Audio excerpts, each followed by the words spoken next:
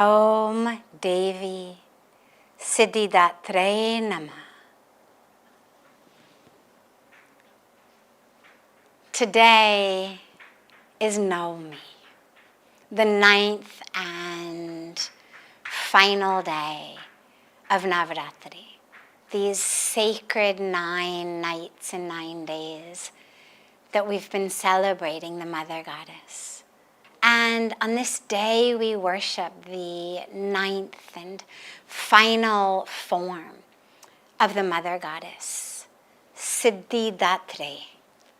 Now, Siddhidhatri is the bestower of the Siddhis. Siddhis mean the powers, the miraculous powers, miraculous abilities. And Dhatri is the one who gives. So Siddhidhatri is the giver, the bestower of all of these powers. She sits beautifully on this blossoming lotus flower, and she rides the lion, showing, of course, that great purity and that great power together. It's said that in the very beginning of time, when there was nothing, before the creation happened, when there was just darkness, infinite darkness, that suddenly in that infinite darkness, there was a ray of light. And that ray became this infinite light. There was no form to it. It was just this infinite light that went into every part of the unformed universe. But slowly that unformed infinite ocean of light started to take form. And that form suddenly was the form of the goddess Shakti, the supreme goddess. And it's said that she then created the trinity of the divine, Lord Brahma, Lord Vishnu, Lord Shiva. And after creating them, and after the intense sadhana that they did, she was very, very happy. And in that happy state, in that very pleased state, the supreme goddess appeared before them, before Brahma and Vishnu and Shiva, in the form of Devi Siddhidhatri. And in that form of Siddhidhatri, she assured them that in performing their functions of creation, of sustenance, of dissolution, right? Because Lord Brahma is the creator. Lord Vishnu is the sustainer. And Lord Shiva is the power of dissolution. It's not destruction in a negative way, but it's a dissolving of that, which is old, which is holding us back, such that in a cycle, the power of creation can begin. So she assured them that in undergoing and undertaking their work, their beautiful divine work of creation, sustenance, and dissolution, that she would be the one who would give them their powers to do it. And it's said, in fact, that she's the one who gives the power to all of the divine form. In fact, half of Lord Shiva's body, it's said, is Goddess Siddhidhatri.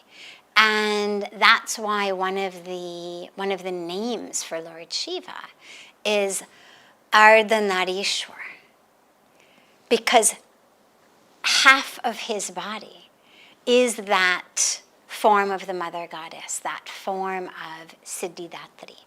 So it's said that she has 8 miraculous abilities that she bestows upon those who worship her. The first is anima.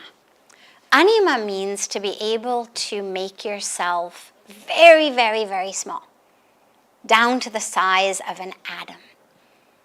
There's many examples of this. You'll remember that Lord Hanumanji did this in the Ramayana. Then there's Mahima. And Mahima means to be able to make yourself enormous. We saw Hanumanji do this.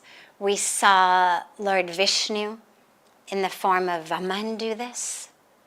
To make yourself absolutely enormous. Then there's Garima, which means to make yourself very, very, very heavy, like immovable, unable to be picked up or moved or anything. Garima, very, very heavy. Lagima, very light, super light.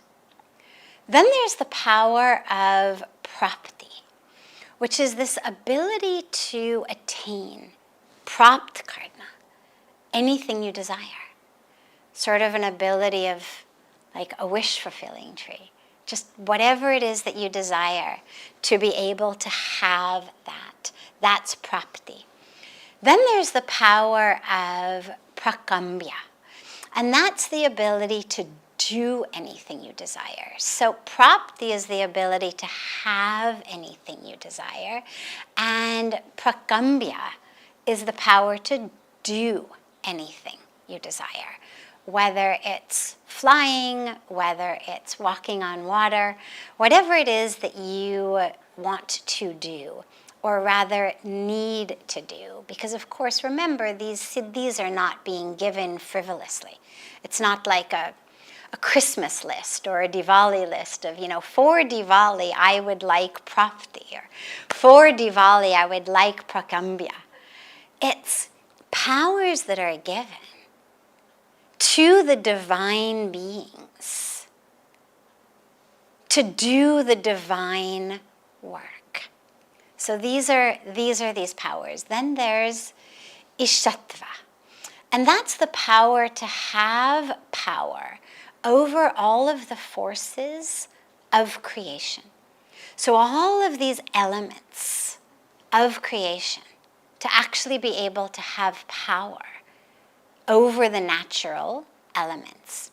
And then there's vashishtva. And that's control over all of the natural forces, not only the powers of creation, but all of the natural forces, including life and including death. So these are the powers that she has. They're the powers that she gives to the divine ones. And of course,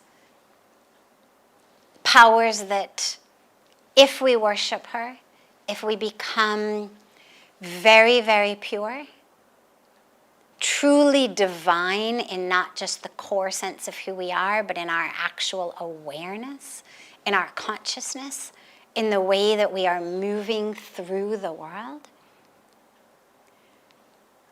Should we need any of these in order to have the divine flow through us, to be able to do our divine duty on earth?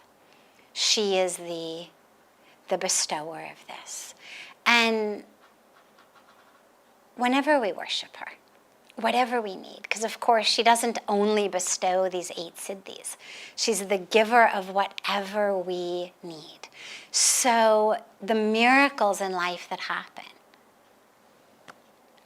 in prayers to her, out of love and devotion to her. And the 9th form of ego that we need to become free of in order to have this presence of the divine in our lives is pride. Pride keeps us separate. Pride is that which says, I did it. I'm the one. I'm the best. It's all about me. Everything was a mess in shambles till I arrived. I'm the one. I'm the one who makes things happen. I'm the one who does everything. I am the greatest. I am the smartest. I am the one who knows. Keeps us separate. Separate, of course, from the truth, because that is not true.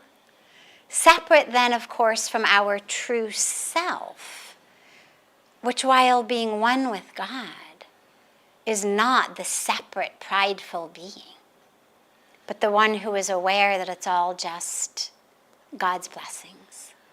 It keeps us separate from others because pride is a wall between us and others. And it keeps us very walled in on this side of the wall. So today, on this final day of Navratri, ask yourself, how is pride manifesting in your life? What are the ways that pride is keeping you boxed in, keeping you separate from the truth? You know, all of the great enlightened beings are the humblest, the purest, the simplest beings. They are the ones who are just, whatever happens, it's all God's blessings. I remember when I first met Pujya Swamiji and I would say, "You are amazing."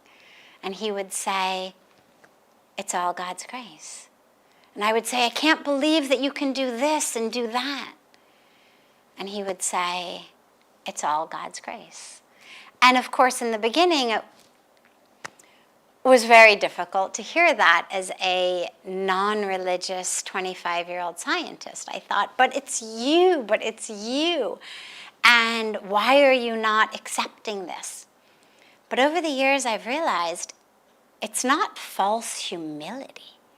It's actually real truth. A very deep awareness of these enlightened masters, that they're here as embodiments of, vehicles of the divine.